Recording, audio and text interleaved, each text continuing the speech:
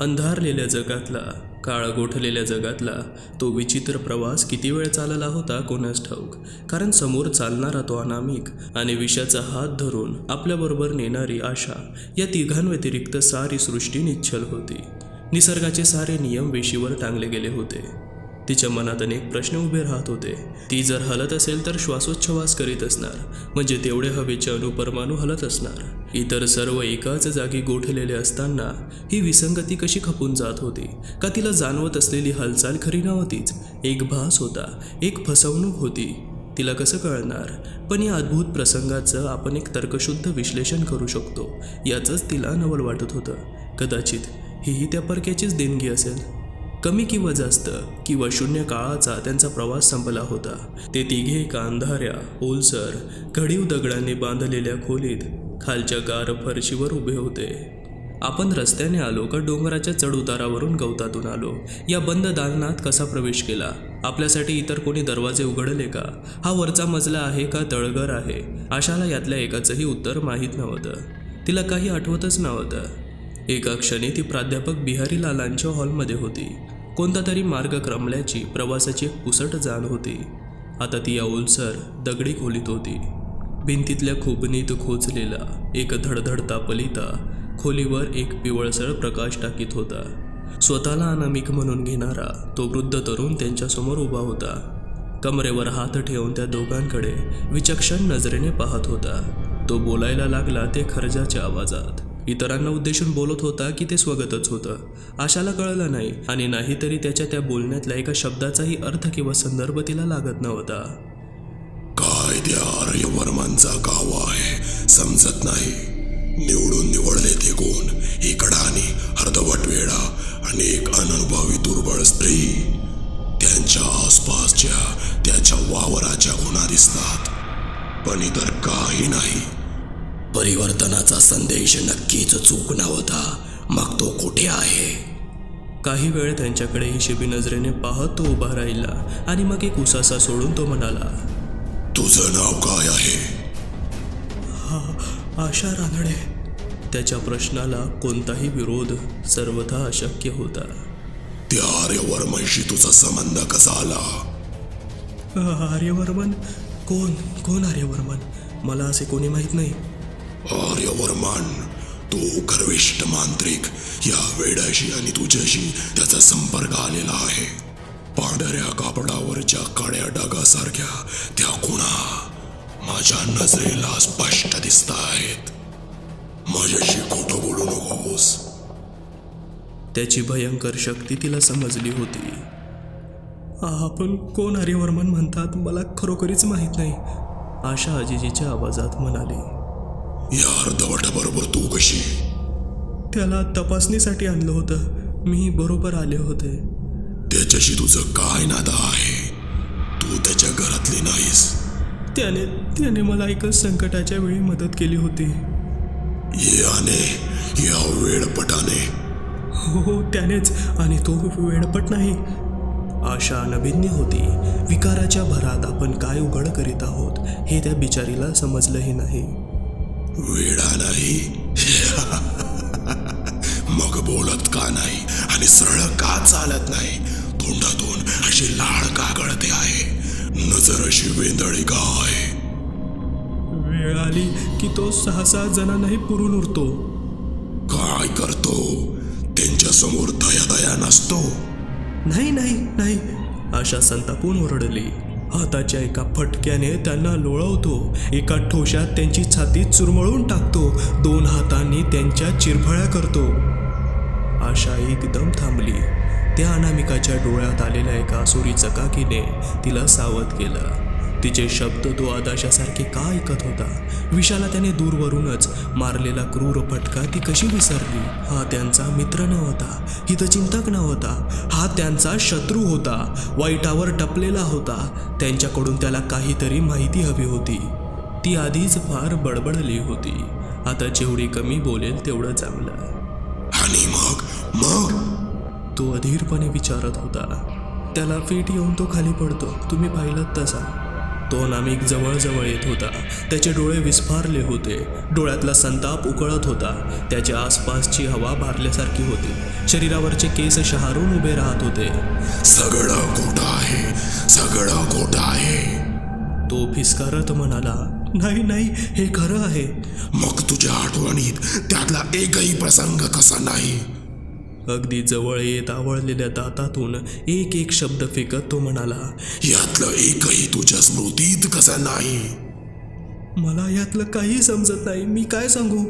आशा दोन्ही हात असहायपणे हवेत उचलत म्हणाली. तिच्या प्रांजळपणाबद्दल तिच्या शत्रूला सुद्धा शंका आली नसती, इतका तो पारदर्शक होता.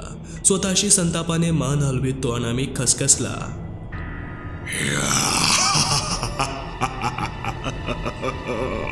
इथे काहीतरी पाणी मुरत आहे.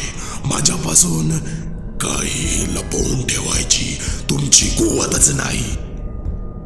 पण मग तो मागे सरला होता. तसा आशाला जरासा धीर आला होता. ती जराशा विनवणीच्या आवाजात म्हणाली, आपण कोणीही असा, तो आर्यवर्मन कोणीही असो, आमच्या हातून आपला काय अपराध घडला आहे? कोणाच्याही वाटेला न जाणारी, कोणाच्याही अध्यात मध्यात नसणारी आम्ही साधी माणसं आहोत. अनामिक हिशेबी नजरेने तिच्याकडे पाहत होता, मान हलवत होता. किती संभावितासारखी बोलतेस. आता मला एक सांग, खाणीच्या काठावर हा विश्वनाथ तू म्हणतेस तसा साध्या माणसासारखा वावरला का? 7 जणांना त्याने पाहता पाहता ठार केलं. ही असामान्य गोष्ट नाही. तुला त्या क्षणी त्यातला अनैसर्गिकपणा जाणवला नाही? जाणवला. ती खोटं बोलू शकत नव्हती. कसा? प्रश्न चापकाच्या फटक्यासारखा आला.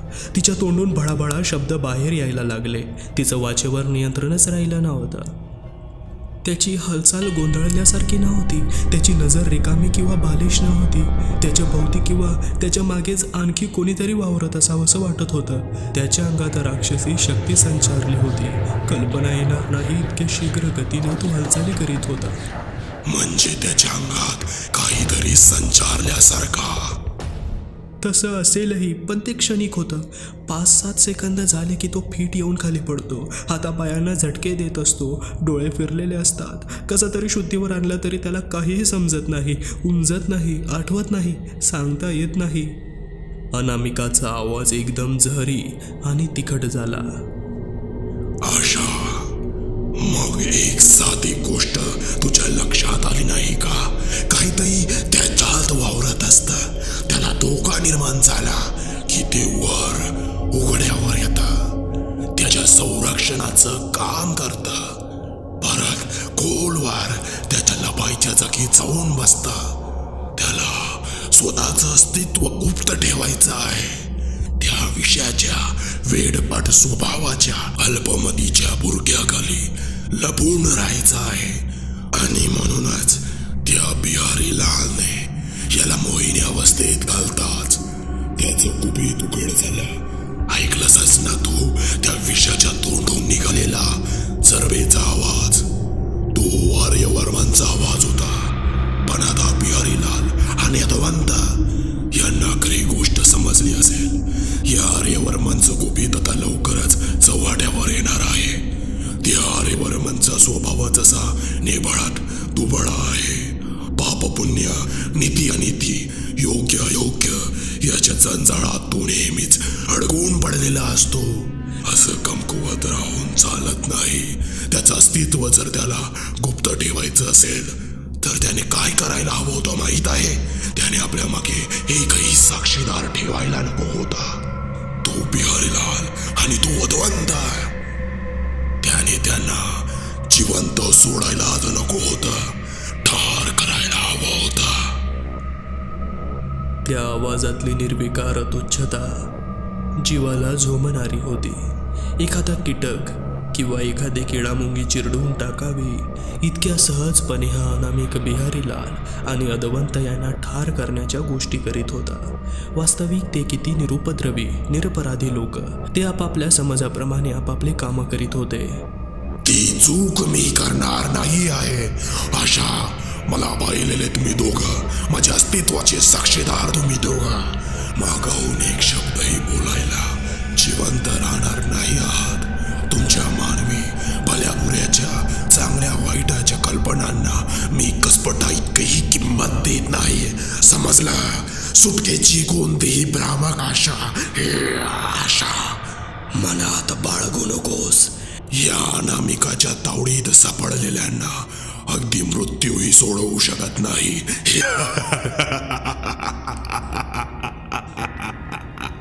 अनामिक हातावर हात चोळत होता. हिरवट रंगाच्या क्रूर डोळ्यांनी त्या दोघांकडे पाहत होता. कदाचित त्याच्या सुरक्षिततेच्या दृष्टीने त्यांचा नाश अवश्यही असेल. त्याचा कोणाशी छळवादी दुष्ट स्वभावच उघड होता. पण त्यात एक महत्वाचं काम बाकी आहेच.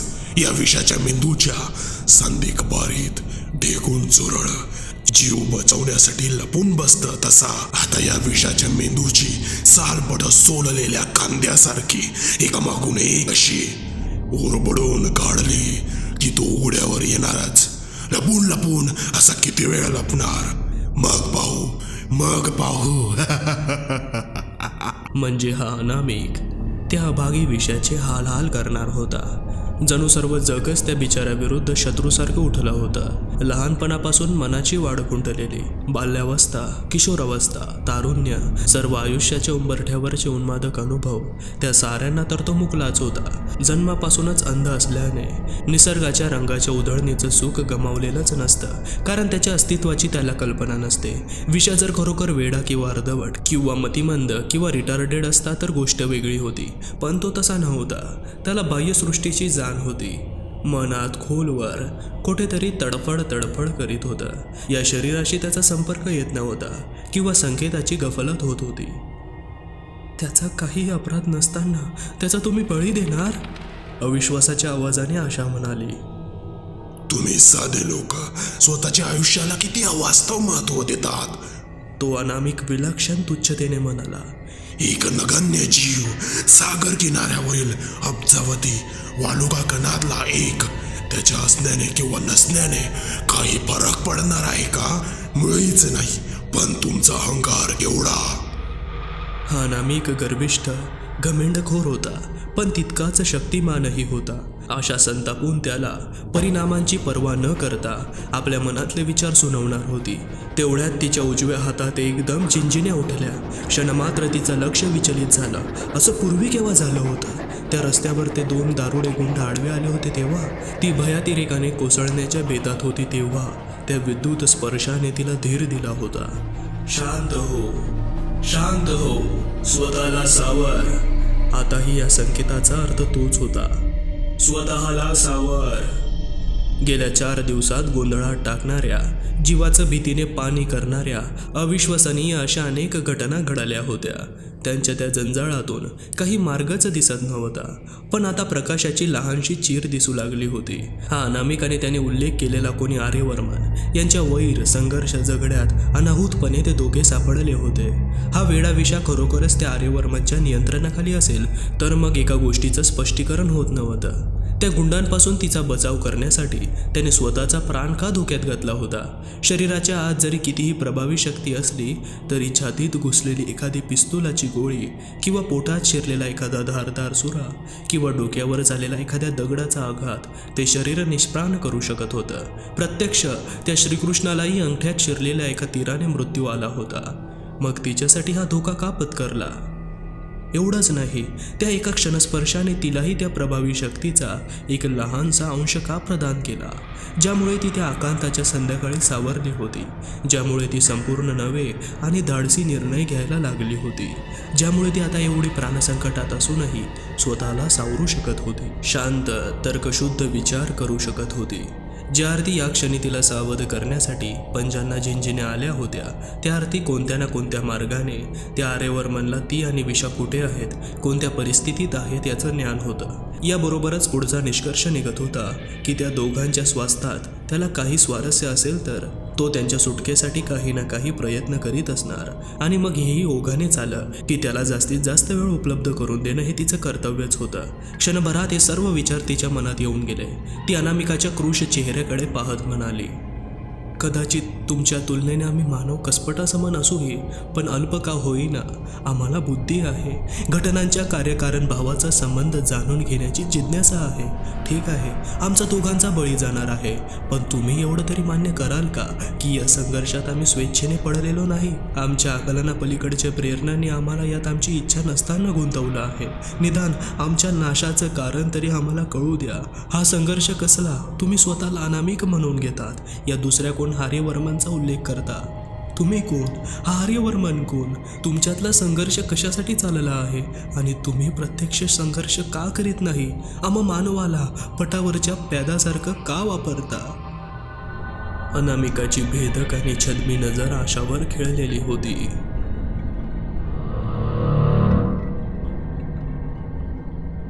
मित्रांनो, हे साहित्य दर्जेदार ऑडिओ स्वरूपात बनवण्यास आम्हाला खूप मेहनत घ्यावी लागते.